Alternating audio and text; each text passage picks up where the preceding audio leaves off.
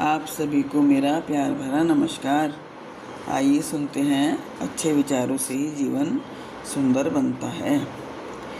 एक कबूतर और एक कबूतरी एक पेड़ की डाल पर बैठे थे। उन्हें बहुत दूर से एक आदमी आता दिखाई दिया। कबूतरी के मन में कुछ शंका हुई और उसने कबूतर से कहा कि चलो जल्दी उड़ चलें, ये आदमी हमें मार डालेगा।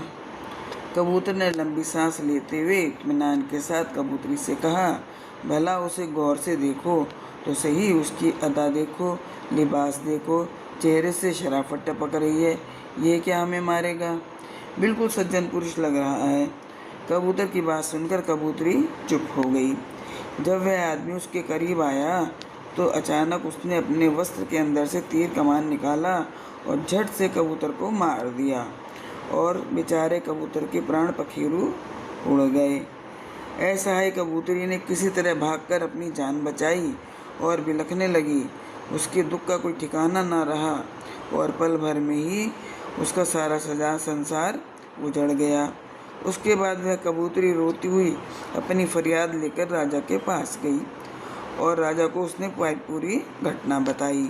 राजा बहुत दयालु इंसान था। राजा ने तुरंत अपने सैनिकों को उस शिकारी को पकड़कर लाने का आदेश दिया। तुरंत शिकारी को पकड़कर दरबार में लाया गया। शिकारी ने डर के कारण अपना जुर्म कबूल कर लिया।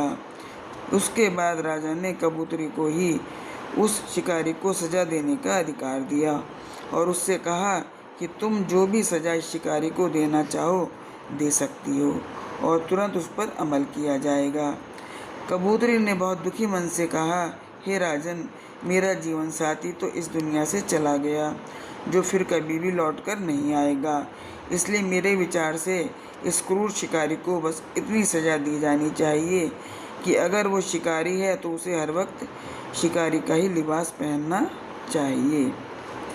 इस कहानी से हमें यही सीखने को मिलता है, शरावत का लिबास ओढ़कर धोखे से घिनौने कर्म करने वाले बहुत नीच होते हैं।